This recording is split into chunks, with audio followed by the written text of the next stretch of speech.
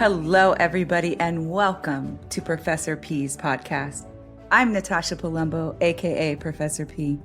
I'm known for evoking the essence of spirituality by bringing the energetic fire, activating the mind, and speaking the truth. I'm so honored that you are here with us today. I thank you for joining. This podcast is focused on entrepreneurship, empowerment, and energetics. You're going to find a wealth of information inside, guest speakers, and the elixir, a dose of energetic power.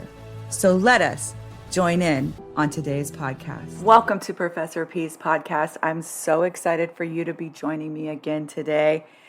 I am always so grateful for each and every one of you, and I just want to tell you that. And my tone may be a little different today because this episode, well, it's going to be a little different.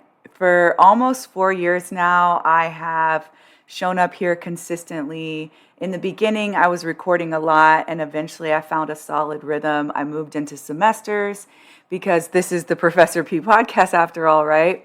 Once I kicked off a semester, I post every other week, and I usually come with the elixir one week and then an entrepreneurial or empowered life, Palumbo principle the other week. And it bounces back and forth. And then finally, I end the semester with an amazing guest speaker.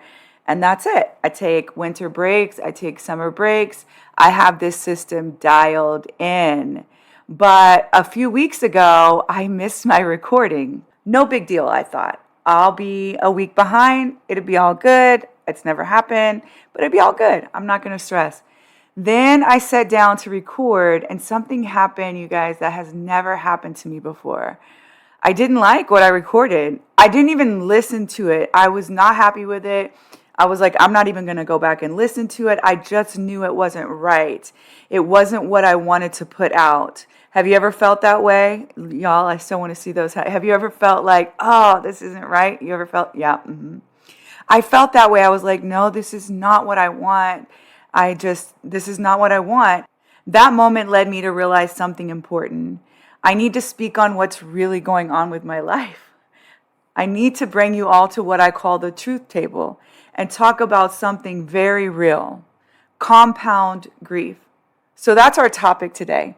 Our topic today is welcome to the truth table.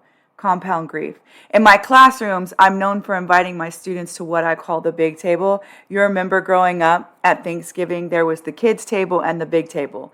Well, since most of my students are fairly young, the metaphor really resonates with them. And my classroom is a safe place where we talk about anything and everything, especially things people often avoid or consider taboo. They know that my classroom is a safe space, and every week I welcome them to the big table. So today I'm welcoming you to the truth table, because sometimes in leadership and in life we have to pause and tell the truth about where we are. And this is where I am. The truth is, I've been in one of the longest seasons of stretching and heaviness in my life. There has been a lot of change, a lot of loss, a lot of rebuilding. I moved away from the home I lived in for 26 years. You've heard me tell you that story. You've been with me along that journey. I have also shared very openly about the loss of my father and how it impacted me. I left a church community that was a big part of my life, over 16 years of that community. And I experienced a very painful ending with somebody I trusted spiritually. And it left me with a spiritual injury. And the truth be told about that, everyone, is that I loved a lie. Have you ever loved a lie? It wasn't a story, it was a person. And when I tell you that pain, it's because I loved them for a really long time until the mask slipped and the truth revealed itself. And it always does. So here I am with stack after stack after stack after stack after stack of losses. And when losses stack on top of each other like that, something happens emotionally. It's called compound grief. We don't talk about compound grief enough. We barely can even talk about grief and the waves that it takes us through. But I need you to understand something about loss too. This is something that was just recently shown to me And I want to share it with you all, right? Loss doesn't just affect one part of your life. It impacts many parts of it. It affects our emotions, our physical health, our spiritual life, our sense of security, our future outlook, our identity, our relationships, our lifestyles, our family structure, our finances, and so much more. So when I lost my father, all those were impacted. When I left my home that I lived in for 26 years, all those were impacted. When I left my church of 16 years, all those were impacted. And when the truth came out that the man I loved, who was also a spiritual covering in my life for 9 years, was not who I believed him to be, well, guess what happened? All of those areas were impacted too. Not only do the losses stack, but the areas of impact stack. Let me just hold that for y'all. Because I don't know if y'all realize that. I don't know if you realize how many of you have had a loss. How many are you okay at this truth table today? There's your beautiful hands. Thank you. Thank you that I'm not alone. See, I love you all so much, my beautiful listeners. I do not take it for granted that you show up here to listen to me. I thank you. And I want you to know that if you're feeling any of this, you are certainly not alone. It's why I had to come with this versus what I had thought I prepared, which didn't feel right because this is what's been going on in my life. And when those losses happen, the areas of impact stack as well. Many times we do not even realize it. I didn't realize it until my therapist showed me something called the loss impact chart. And now I have shared it with you. There really is a loss impact chart out there. There is also a healing integration chart so that when we begin to heal certain areas of our life, it comes to the core of what we're healing.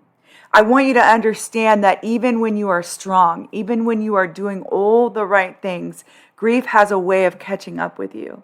And lately, I've been feeling that.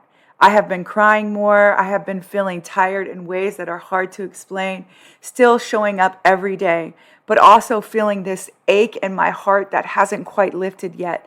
This bit of death in a way in my heart that hasn't lifted. This emptiness in me that hasn't lifted. And to be honest, that has felt strange to me because it isn't usually how I operate. It's not who I am. When I tell you where I'm at right now is really bizarre, to be honest with you.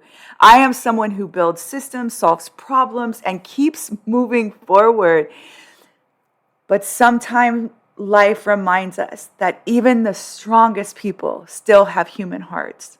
So right now, my life feels like a lot of spinning plates. I want you to imagine right now a circle around yourself and all these plates are spinning. I don't know how many you have, but this semester has stretched me so thin. I have so many spinning plates.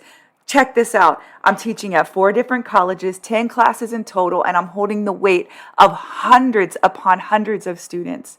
I'm building new things all the time because I can't turn my inventor brain off. I'm raising my daughter, and raising teenage girls is not for the faint of hearts, my friends. I'm staying connected with my son and my grandson, even though there is distance between us. I'm going to therapy faithfully. I'm praying without ceasing. I'm doing all the things you're supposed to be doing when you're healing. And I'm still showing up. But sometimes when there are a lot of spinning plates, one falls. And my podcast plate fell. Instead of pretending that it didn't happen, I decided to bring it here and talk about it at the truth table. There's something that I've learned over the years that is so important. You've heard me say it before. I have a podcast about it. But success is not a secret. It is a system. Systems help us to stay consistent when life is stable. But when life gets hard, systems also show us where we need grace. Because no system removes the reality that we are human. Even the strongest lion can get wounded. Even the wisest heart can be deceived. And even the most disciplined person can reach a moment where they need to pause and breathe. And that doesn't mean we are failing. It means we are living. This human suit, I don't know who signed us up for this ride. This human suit is no joke, everyone. One of the things I hold on to in seasons like this is my faith. I pray without ceasing. Sometimes people think that if you pray enough, the pain should disappear immediately. But that's not always how healing works. Faith doesn't mean we never hurt. Faith means we trust that even in the middle of pain, God still is present and still working on our behalf. This season of my life is big, everyone. But it is still a season. A long one, a big one, a heavy one. But it is still a season. And seasons change. What I realize is sometimes the strongest thing we can do is give ourselves grace. So that's what I did. I allowed myself to breathe. I changed my perspective and looked at this situation through a different lens. Because the truth is, I know who I am. I'm an honest person. I show up fully, the good, the hard, the wins, and the struggles. That's why I share my story. That's why I speak about difficult things. And that's why so many of my episode topics have the hashtag truth be told after them. So here I am, recording this episode a little behind schedule. Or maybe not. Maybe I'm actually right on time. If you're listening today and you're also carrying a lot, I want you to know something. You're not weak for feeling it. You're human.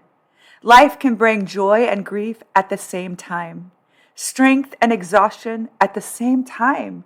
Faith and questions at the same time. The important thing is that we keep showing up for our lives, one step at a time. If you need prayer, I'm here for you, to pray for and with you. Just send me a direct message. If this message resonated with you, I would also love to know that too. So today's episode wasn't about bringing the fire, that good elixir I'm known for, nor was it about an entrepreneurial tip or an empowered life Palumbo principle. Today was simply the truth table.